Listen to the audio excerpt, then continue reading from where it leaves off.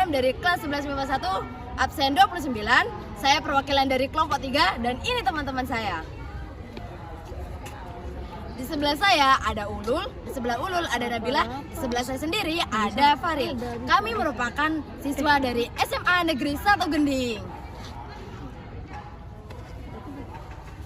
Stop! Sebelumnya, karena topik ini sangat menarik, jangan skip video ini, tonton sampai habis.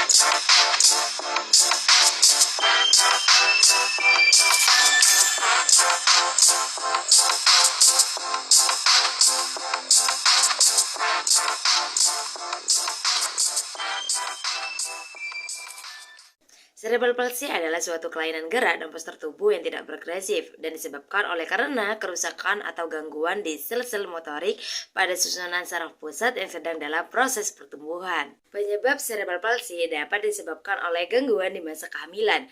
Gangguan tersebut dapat terjadi saat proses ketika bayi di dalam kandungan atau prenatal dan proses persalinan atau perinatal yang berisiko menyebabkan bayi terkena cerebral palsy.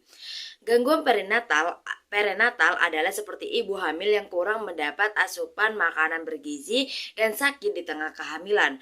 Proses perinatal atau persalinan yang sulit dan lama sehingga membutuhkan pertolongan dari alat yang dapat berisiko menyebabkan kepala bayi luka dan mempengaruhi perkembangan otak. Otak memiliki 3 bagian yang berbeda yang bekerja sama menjalankan dan mengontrol kerja otot yang berpengaruh terhadap pergerakan serta postur tubuh. Jika terjadi kerusakan pada bagian otak, itulah yang membuat seseorang menderita cerebral palsy. Bagian-bagian otak tersebut adalah sebagai berikut. Yang pertama ada korteks cerebral palsy spastik, yaitu kelainan dalam kontrol gerak. Yang kedua ada ganglia basal cerebral palsy atetoid, yaitu kejang involunter, jet arms, dan pergelangan kaki. Yang ketiga ada cerebellum cerebral palsy ataksik, yaitu gangguan keseimbangan dan kesadaran.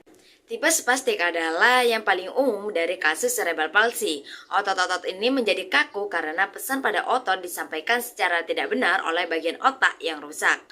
Spastik terbagi menjadi beberapa tipe, yaitu yang pertama ada monoplegi, yang kedua ada diplegia, yang ketiga ada hemiplegik, yang keempat ada triplegia, yang kelima ada quadriplegia. Orang yang mengalami cerebral palsy dapat melakukan terapi TENS. TENS adalah singkatan dari Transcutaneous Electrical Nerve Stimulation. TENS merupakan alat terapi yang digunakan untuk merangsang saraf dan mengurangi nyeri dengan menggunakan arus listrik. Tetapi listrik yang digunakan adalah arus listrik rendah, sehingga arus yang dikeluarkan tidak berbahaya bagi penggunanya. Dalam proses terapi TENS menggunakan elektroterapi untuk mengurangi rasa nyeri.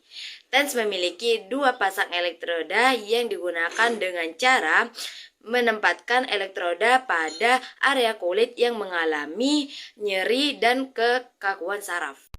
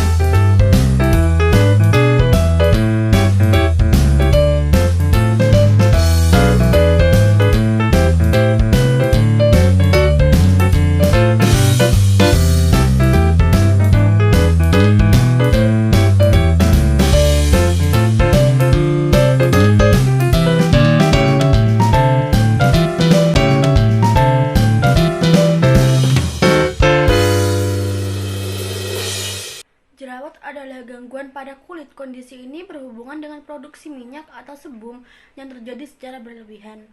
Minyak berlebih bisa menyumbat pori-pori kulit. Pada setiap pori-pori kulit terdapat folikel yang terdiri dari kelenjar minyak dan rambut. Jerawat terjadi ketika folikel rambut atau tempat tumbuhnya rambut tersumbat oleh minyak dan sel kulit mati. Jerawat ditandai dengan munculnya beberapa gejala seperti benjolan berwarna kemerahan atau kuning karena mengandung nanah. Yang kedua, benjolan kecil atau papul yang muncul di atas kulit. Yang ketiga, ada sensasi panas atau terbakar akibat adanya peradangan. Yang keempat, ada timbul rasa gatal pada benjolan.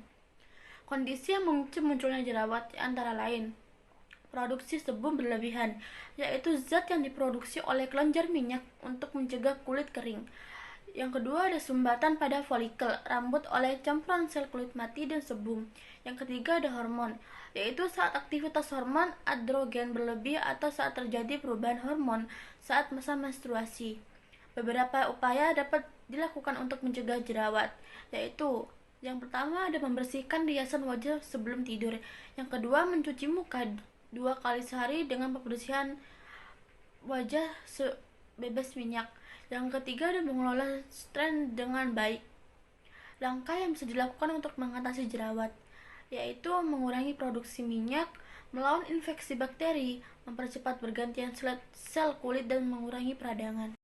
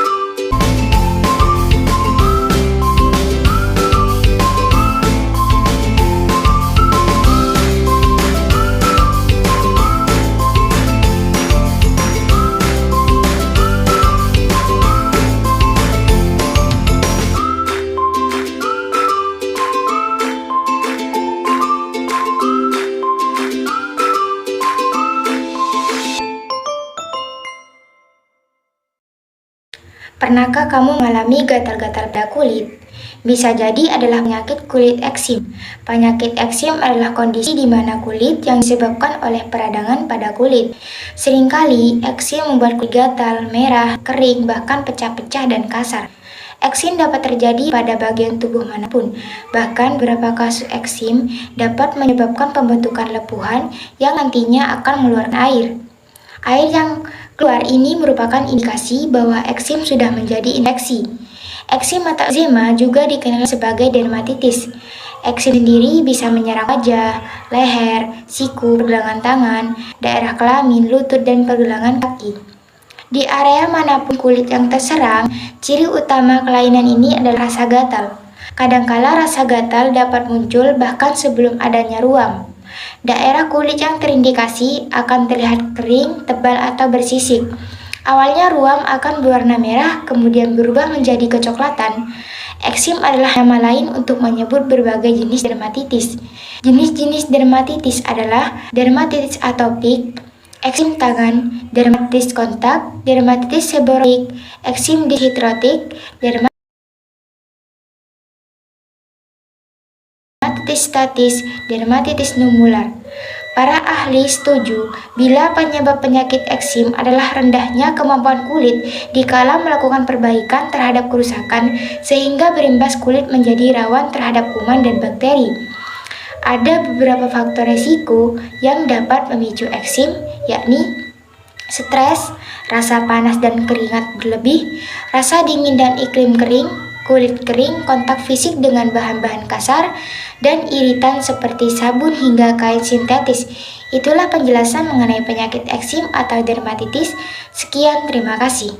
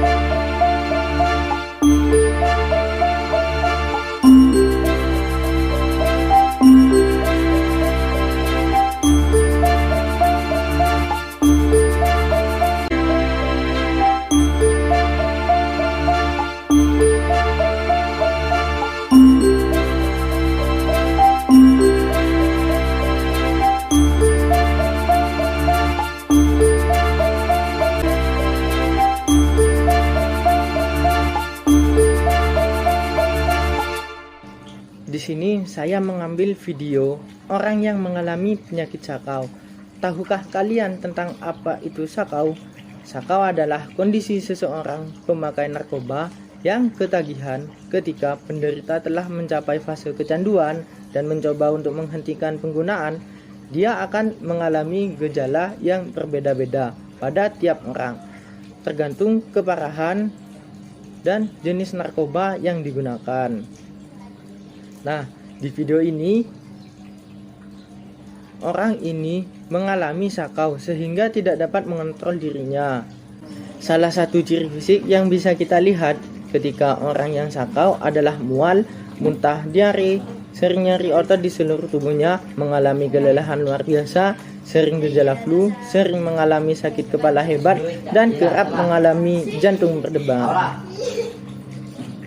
Cara mencegahnya yaitu tidak mencoba-coba menggunakan obat-obatan terlarang, meyakinkan diri tidak membutuhkan obat-obatan dalam menghadapi persoalan hidup, membatasi pergaulan dengan kelompok pengguna obat-obatan terlarang, melakukan berbagai kegiatan positif seperti belajar ataupun berolahraga.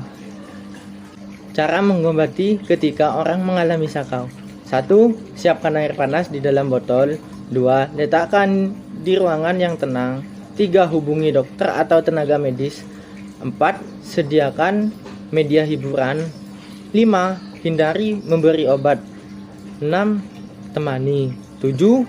Coba berkomunikasi. 8. Siapkan ambulan. 9. Upayakan pasien tetap tenang. 10. Lepas pakaian.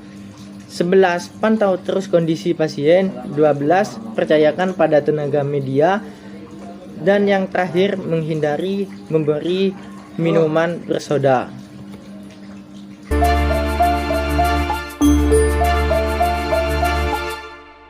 Halo guys, Udah sampai akhir nih.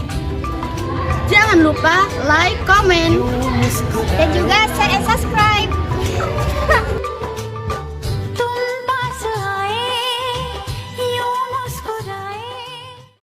Kau jalannya miring-miring gitu, yang belum selesai menang nong cino. Pak Moyo terguling ke pengawan Solo tengah irama alunan nong cino. Pak Moyo pulang jalannya keloyong.